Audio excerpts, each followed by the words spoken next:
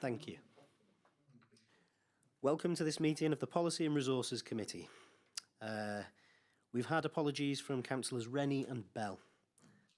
I understand Councillor Grace is going to substitute for Councillor Bell. Do we have any other apologies?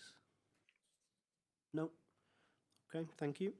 Declarations of interest. Are there any declarations?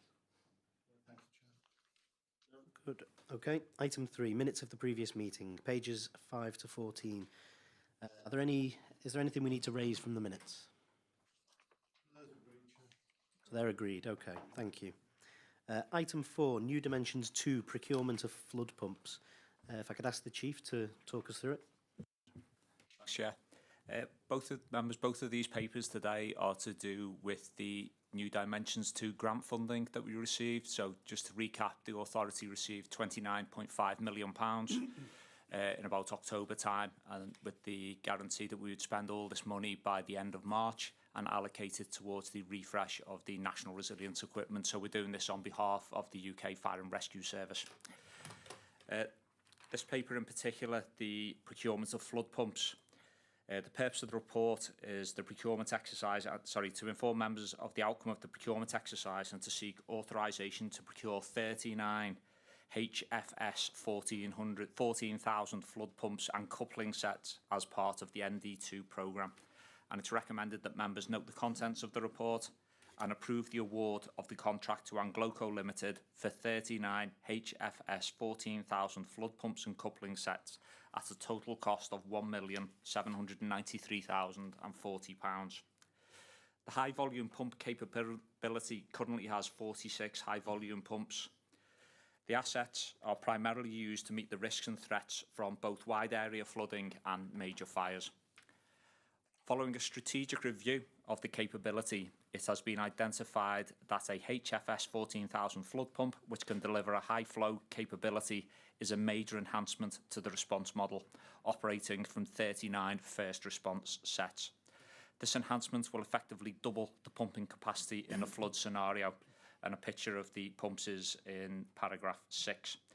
The procurement of the HFS 14,000 and rapid coupling sets forms part of a range of solutions in the wider ND2 project, and as said, will enhance the HVP response capability.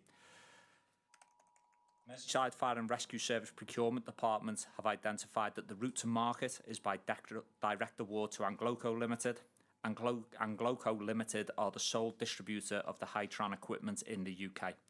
And as said, funding for the HFS 14,000 flood pump is provided by MHCLG as part of the ND2 high volume pump project. And the procurement of the 39 HFS 14,000 flood pumps and coupling sets comes to a total cost of £1,793,040. As members are aware, the National Resilience equipment, the pumps are strategically distributed around the UK, and on request of National Resilience assets, Merseyside Fire Control will mobilise the assets to normally a major incident anywhere around the UK. And this is the replacement of the 20-year asset refresh of the high volume pumps. But I'm happy to take any questions, Chair. Are there any questions? Councillor Byram. Not so much a question as to say, sorry that we had to have this meeting today, but as you can see, there are time sort of requests on this, and we can dispose of this quite quickly.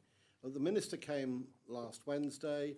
We showed her some of the now 20-year-old high-volume pumpers. This is probably the most used piece of kit amongst the New Dimensions and is desperately needed. And so I would just ask members to agree to this. Any other comments?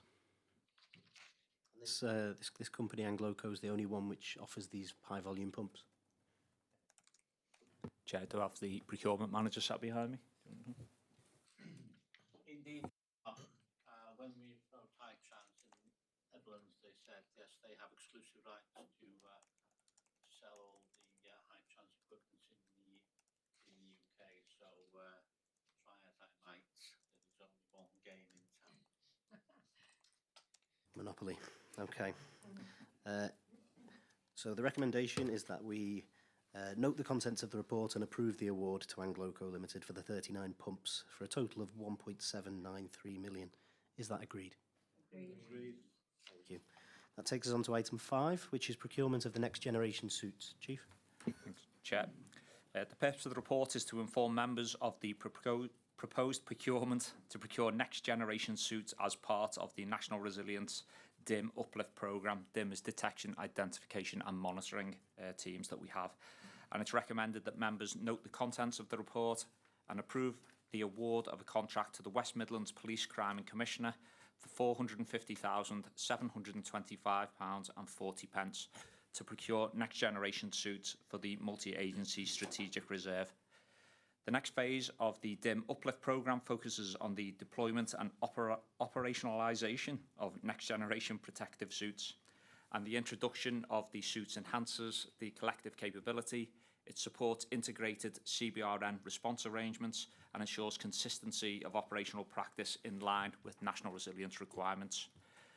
The route to market would be for the authority to contract with the West Midlands Police Crime and Commissioner for the next gen suit as manufactured by Blucher, and Schedule 2 of the Procurement Act 2023 allows for such contracts under paragraph 3 within Part 1 counterparty exempted contracts.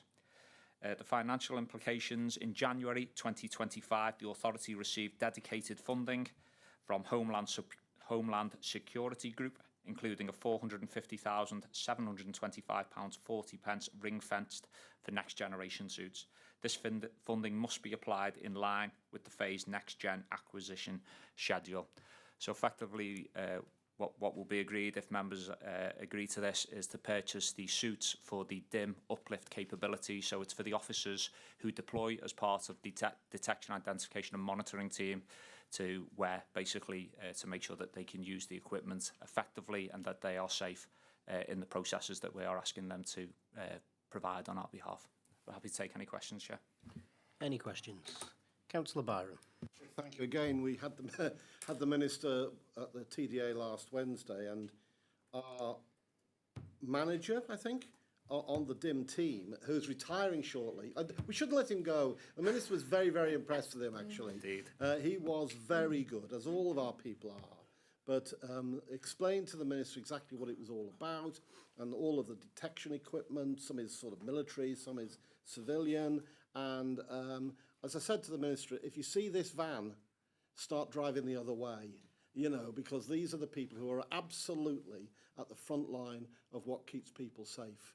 And so these are, you know, gas-proof, positive pressure suits and all that type of stuff.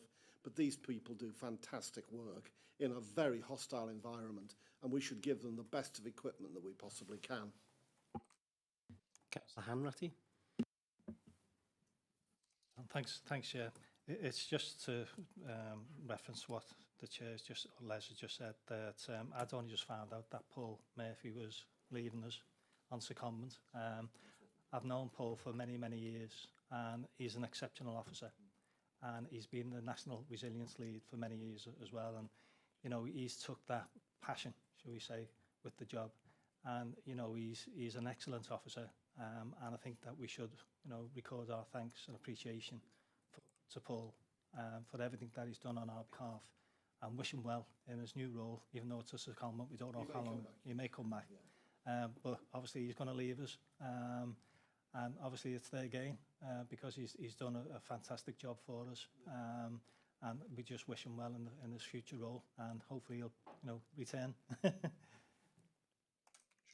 Thanks, Dave. Councillor Grace. Yeah, mine's just a question about it. The contract going through the West Midlands Police and Crime Commissioner, is that normal practice, or I just wondered why that was? Once again, I'll defer to our procurement lead who's sat behind me. Thanks, Chair. It's going to be a contract with West Midlands Police because they hold the national cache of all these next generation suits. They hold all the size ranges and the stores for them. It would be impractical for us to really hold the range of stores, ranging stores of all the sizes of suits that might come with the churn of staff. By having this arrangement with the National CBRN Centre, which we've got links, both Officer Millwood and Noakes have got close links to those to that particular organisation, and rely heavily on Scott Howard and his team at West Mids to manage the whole process for us. So that keeps cost of ownership low for us, and it's a practical solution in terms of changes of size and the changes of personnel that would changes. That's great. Thank you very much. Any other questions? Okay. Well, in that case, we can move on to the recommendation, which is that we note the contents and approve the award of a contract to the West Mids Police and Crime Commissioner to procure the next-gen suits. Is that agreed? Thank you. Okay, and that takes us to the end of the meeting, and the next meeting's on the 19th of March. So, see you all there.